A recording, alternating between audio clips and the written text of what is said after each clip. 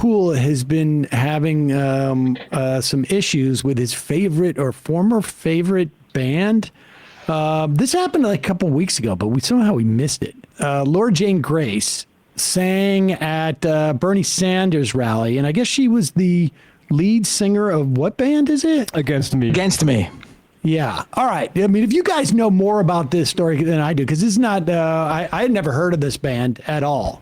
But she sang at a Bernie Sanders rally, and it really upset some on the right because of like who she is. But also the song. Wasn't the song sort of like a little bit The song's raunchy? called God's Dick. Oh, God's Dad. God's Dick. Yes. And like, does your God have a dick? Because it seems like he's fucking me is the lyric that Tim Pool says he can't say on YouTube, which, you can. You can say it. Apparently we just did. I mean,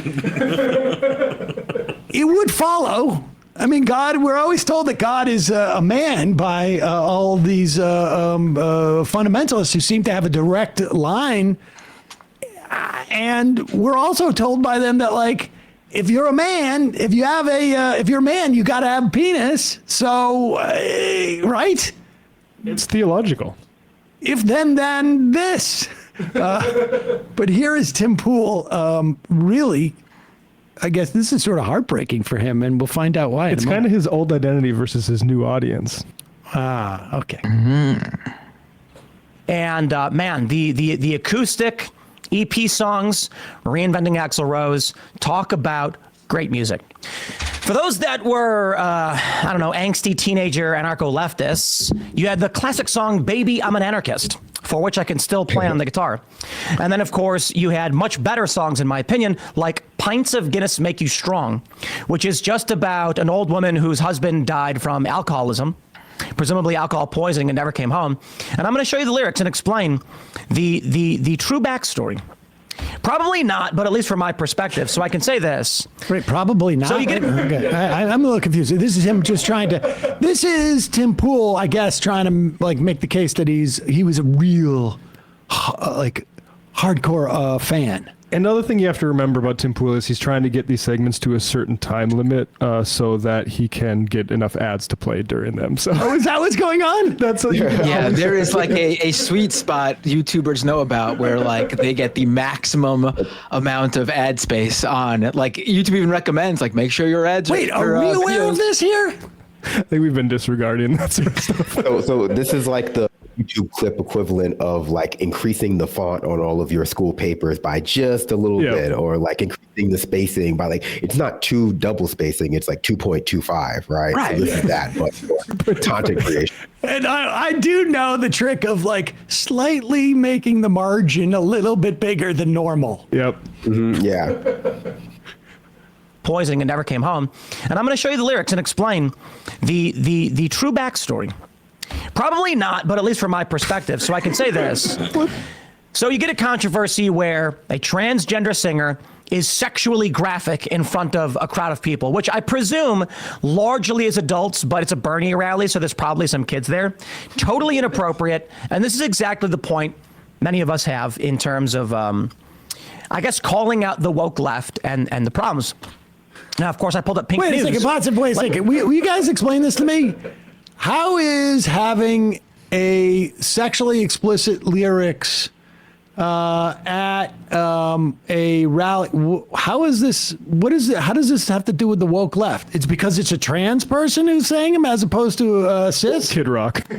Right. Well, yeah. I'm not even sure if this actually happened because he kind of prefaced this whole thing with this might just be a fantasy of mine. So what part of this is true and what part of this is just like his headcanon? I think, I'm still waiting to understand. So. Well, I asked myself that about this entire era. Laura Jane Grace definitely did sing this song at the Bernie rally. Right. But, his idea of this is a Bernie rally, so there might be young people there. I mean, Tim Pool is on YouTube, and ostensibly there are tons of young people on YouTube, yet he still had a famous singer by the name of Kanye West on his show, where this young YouTube audience could apparently have fallen on his channel when he was talking to Kanye West, and Kanye West was espousing incredibly anti-Semitic rhetoric. So I guess by that same vein, Tim Pool is just as guilty of meddling with the children's minds. Kanye will be looking at I don't someone to know. save the Jews. That's what the Moonlord said.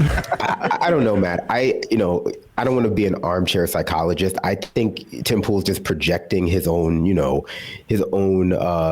concerns and criteria for what makes good music onto children. He's hiding behind like children to make a case that like she shouldn't sing things like this. She should go back to singing songs about, I don't know, men who have wives dying of alcohol poisoning.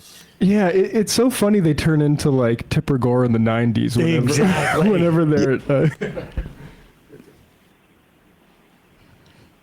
Let's see how they frame these things, and then I'll show you how the right is breaking it down. And then let me talk to you about growing up urban Chicago, anti-flag, punk rock, GHB, the virus, et cetera, et cetera, et cetera. And let's read this. Trans folk star Laura Jane Grace sings at Bernie know those Sanders bands. rally in I mean, I'm aware of the bands he mentioned. I also think it's funny that he says, we'll take a look at how the right is reacting to this, as if we just haven't seen how someone on the right As if has been he's reacting not to this. the right reacting to this. Exactly. He just wants you to know he's a real fan. He's like, no, I'm not a casual. I know all the hits. I am I'm the cool. voice of I'm God, young. and I am looking upon both sides as to how they react, and thus trust me. Also, And, not to be that guy, but I wouldn't consider the bands that he mentioned, like the Virus, to be anywhere in the same subgenre of punk as Against Me. But we don't all know as much as me about punk rock. So go ahead, Tim. So let's read this. Trans punk star Laura Jane Grace sings at Bernie Sanders rally, infuriating right-wingers. I don't know. How about the other headline from the Daily Mail? Trans punk rocker slammed for ungodly lyrics during onstage performance at Bernie Sanders rally. Quote, pure evil. I don't know if they're going to show the lyrics in here. I can't tell them to you on YouTube. I'm not kidding. YouTube would probably at the bare minimum demonetize the video. But they may actually take it down I'm sorry. I don't think the lyrics are going to take it down. It'll get it age restricted. Oh, and you want this to go to kids? Oh, no. I wouldn't make money off of this. Oh. Star Laura Jane Grace made a surprise appearance at a Bernie Sanders rally, recently infuriating the usual anti-trans right-wing brigade, who were quick to take to social media to denounce her performance. Oh, I'm so excited. So let me just not bury the lead. I believe Laura Jane Grace largely weaponized being trans for money. And this coming from somebody who was deeply influenced and was a fan of Tom and Against Me before the transition. I viewed at the time... Tom is Laura Jane Grace's dead name. When the lead singer said that they were going to be transitioning, I said, it doesn't. They got some songs, you know what I mean? And I said, okay, like is whatever, shout out. And Laura Jane Grace actually has some mutual friends. I know people who know Laura Jane Grace. Never met the person, never talked to him or anything like that. And I was just like, hey man, do you? I ain't got no beef. I know other people who are trans. I ain't got no beef. I'm gonna mind my own business. Largely, I'm not okay with how they do it to kids and all that stuff. However, How they do it to kids? for those that are actually real fans and have been to the shows, I would say that the honest take here, oh boy, I'm gonna break it down for you. Oh man. Tom, lead singer of Against Me, was in the gutter. The band was not doing really well. They had massive amounts of debt. They failed. They had this bump of punk rock success. Very small, but Oh my in the God. core of... So is his argument that like the band's doing bad? Well, guys, what are we gonna do? Time to I trans. know. Why don't I transition to become a woman? That seems like that I might be able to monetize. It certainly seems like things are going in that direction. Oh, is his incidentally, I might get arrested and put into a gulag, but at least the band be doing good. Look at a broken brain. I'm going to transition to make money. Also, it's punk. So as Russ was saying before the show, like making money is not really like how you judge these kinds of bands. especially against me, who I used to watch at like garage shows when I was in college, and they were like crashing on people's couches and scrounging for food, and very happy about doing that because they enjoyed playing their music. Yeah, I saw them at a tiny venue called ABC No Rio down in Lower Manhattan, which fits like 100 people at max, if even that, back in like the year 2000, literally. So, the idea that these guys they did have a moment where they did get attention, and they were on a major label for a hot minute, and they were touring with Green Day for a bit. Guitar Hero. But these weren't guys that were expecting to get there. Like, this was an out of the ordinary thing, and clearly, I think Laura Jane Grace just thought felt like she couldn't, we don't know what was going on in her personal life, but it just seemed like it was time for her to come out. She felt like she was in the place personally where she could do that. Yeah. What do you think that there is? First off, is she doing that much better now? I mean, she has a solo career now. Like, Right. Against Me still exists, but she does her own thing as well.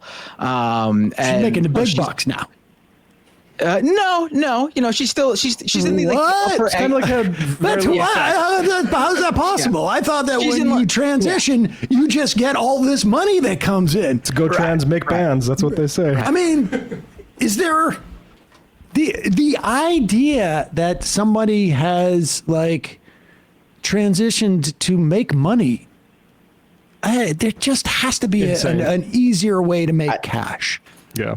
I think it's funny that Tim Pool can't conceive of not being a sellout. Like, this is just his way of grappling with, like, someone who he claims to be a fan of having politics that he no longer personally or professionally espouses or believes in. And so he has to frame it in a very right-wing way, which is, it must be for money. It can't be because this has always been the case and I just never really got it, or I've changed in a way that I wouldn't recognize if I were looking at myself in the past. It has to be that they're a sellout. You can take what you want about Tim Pool, I suppose, in that being a projection, but I don't know how else you can interpret it besides also just being transphobic. I should add that the idea that like this was something that she just decided back in 2012 when the band wasn't doing so good, and that this wasn't something that was clearly like bubbling underneath for a while. I could point to the 2007 song that Against Me released, "The Ocean," where Laura, who then did not transition yet, was known as Tom. Laura literally sings the line, "If I could have chosen, I would have been born a woman." I mean, I think there was clear hints there that wait this is a something second. that Is that she the was full struggling line, with. or is it, "If I could have chosen, I would have been born a woman because of all the money I would have made"? Right. It's like a Mitt Romney But I style. think Brandon's right that this is the only thing that Tim Pool understands. That he is so motivated by money that anything that someone does that would appear to be a personal decision or a political decision is only informed by the capacity to monetize these things. I think wraps it up there. Yeah, no, I mean, I also, just to put maybe too fine a point on it, think that that's probably common amongst right-wing demagogues, certainly the successful ones, and even just all the way down to like the rank and file. Like, a lot of right-wingers live a repressed life and they can't understand the kind of personal courage it would take to be, trans broadly speaking, but to be famous and come out and being trans, it has this impact on your career as well. And since they oftentimes probably aren't being honest with themselves, they can't frame this kind of honesty, like being trans, having that as like courage. They have to frame it as like another just form of, duplicitousness. Yeah, there's actually been some follow-ups on this. So Yahoo Entertainment did a story here where Laura Jane Grace showed Rolling Stone a screenshot of a message Poole sent to her in 2016. Quote, "Your message was a huge influence on me in my skateboarding anarcho youth phase. I used to cover Against Me busking in the Chicago subway. I'd love to help in any way. Stoked to read your book." That book was titled Tranny, Confessions of Punk Rock's Most Infamous Anarchist Sellout, which deals largely with Grace's gender identity. So that was before Tim had made the full-on anti-trans pivot that the hogs and his audience want. And then Tim Pool released this, a long statement here. I'm a huge fan of Laura's earlier work. As I pointed out in my response, I can play almost every Against Me song on my guitar. I used to perform covers of Against Me on Hollywood Boulevard. Blah, blah, blah. Around 2012, Grace performed in Chicago at the Double Door and made comments that all my friends, also huge fans, interpreted as an admission of using gender dysphoria as a marketing channel. I believe that is a lie entirely.